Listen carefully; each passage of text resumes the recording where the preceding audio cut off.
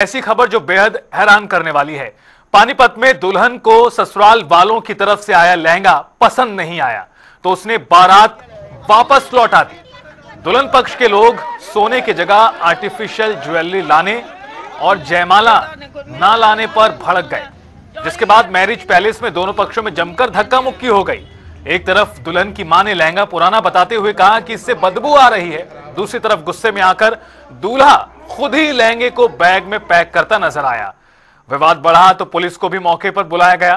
Police ने दोनों पक्षों को बैठाकर समझाया, लेकिन लहंगे और ज्वेलरी को लेकर लड़की पक्ष ने शादी करने से इनकार कर दिया, जिसके बाद बारात अमृतसर वापस लौट गई।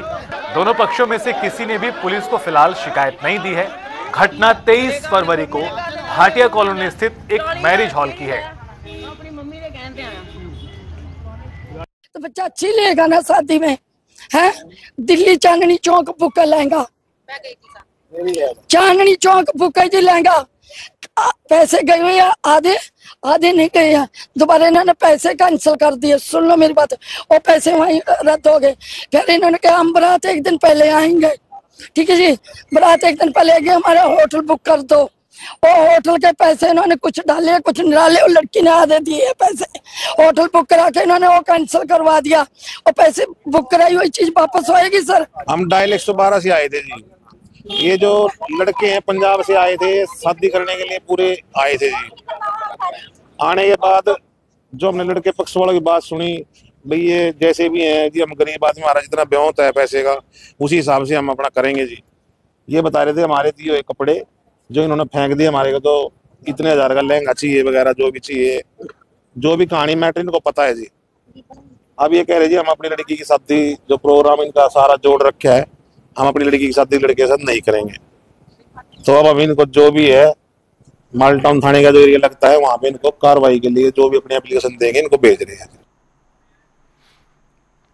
तो सुना आपने क्या कुछ इस मामले को लेकर जो दोनों ही पक्ष हैं उनकी तरफ से बयान आया है, पुलिस भी क्या कुछ कह रही है वो भी आपने सुना। चलिए सीधा रुख करते हैं, पानीपत से हमारे संवाददाता अनिल कुमार हमारे साथ जुड़ गए हैं फोन लाइन पर इस बीच।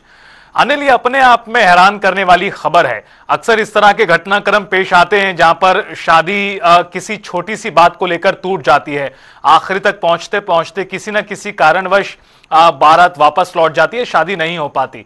ये खबर भी उसी तरह की प्रतीत होती है। फिलहाल अब ताजा स्थिति क्या है? 23 तारीख की घटना थी, उसके बाद अब क्या कुछ? जी बिल्कुल, मैं आपको बता दूं, जो अमृतसर से पानीपत में एक बारात पहुंची थी, और बता दें कि हैरान करने वाली बात यह है कि जो बारात है वो बिना दुल्हन के ही उनको वापस लौटना पड़ा। और इसकी बड़ी वजह दुल्हन का जो लहंगा है वो बताया जा रहा है कि पुराना लहंगा लेकर पहुंचे थे बाराती। वहीं जो ससुराल पक्ष की तरफ से बात आई है कि पुराना जो लहंगा बारात में लेकर पहुंचे थे, उसमें जो दुल्हन पक्ष के लोग थे उन्होंने जब लहंगे को निकाला तो दुल्हन द्वारा बात आई कि जो लहंगे से काफी बदबू आ रही है और लहंगा पुराना है। इसके साथ ही जो ज्वेलरी है वो भी आर्टिफिशियल बताई गई, जिससे जो ससुराल पक्ष के जो लोग थे वो काफी नाराज हो गए और उन्होंने शादी करने से मना कर दिया। हालांकि इस बात को लेकर काफी हंगामा हुआ और डायल 112 पर भी फोन किया गया, जिसके बाद डायल 112 पुलिस भी मौके पर पहुंची थी और मामले को जैसे तैसे करके सुलझाया गया। लेकिन जो बारात थी उन्हें बिना दुल्हन के ही वापस बेरंग लौटना पड़ा। जी अनिल, अक्सर जब इस तरह की खबरें आती हैं या मामले होते हैं तो लोग इन्हें हास्यास्पद बताते हैं और एक तरह से मजाक उड़ाते हैं, लेकिन साथ ही साथ ये मामला अपने आप में गंभीर भी है कि शादी कैंसिल हो गई। अब इस मामले को लेकर क्या कुछ आगे हो रहा है? क्या किसी भी पार्टी की तरफ से पुलिस में शिकायत दी गई है इस पूरे प्रकरण को लेकर?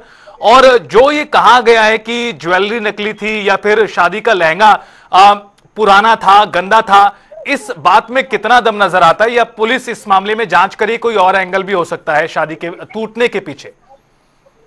जी बिल्कुल, मैं आपको बता दूं, जो लड़की की मां है उसका कहना है कि वह गरीब लोग हैं और मेहनत मजदूरी का काम करते हैं। वहीं उन्होंने अपनी बड़ी बेटी का रिश्ता तय किया था, इसके साथ साथ दूसरी बेटी का भी रिश्ता तय किया था। जब से रिश्ता तय हुआ तब से ही जो ये दूल्हे पक्ष के लोग थे वो शादी की जल्दी कर रहे थे।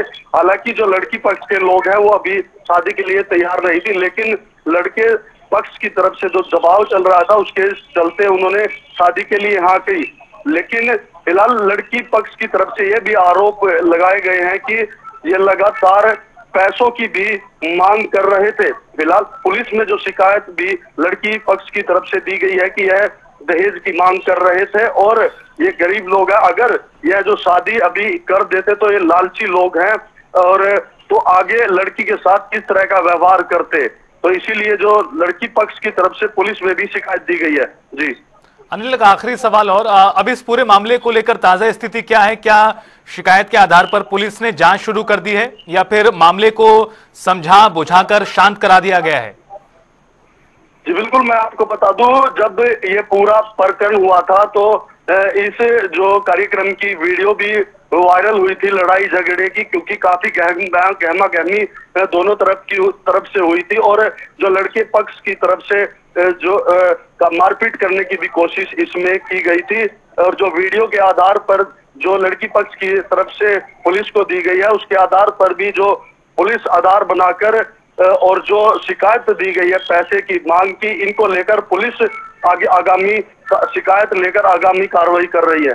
जी चलिए, बहुत शुक्रिया आपका अनिल इस पूरी बातचीत के लिए और जानकारी साझा करने के लिए। तो अपने आप में हैरान करने वाला प्रकरण, किस तरह से शादी होनी थी लेकिन बारात वापस लौटी, कारण क्या रहे वो जो दुल्हन पक्ष है उसकी तरफ से कहा गया है कि ज्वेलरी नकली थी, पैसों का दबाव बनाया जा रहा था और भी कई बातें कही गई हैं। फिर चाहे उसमें लहंगा गंदा हो या अन्य कई कारण गिनाए गए हैं, शादी का दबाव, जल्दी शादी करना, इस तरह की तमाम बातें कही गई हैं दुल्हन पक्ष की ओर से। फिलहाल मामले को लेकर पुलिस में शिकायत पहुंची है।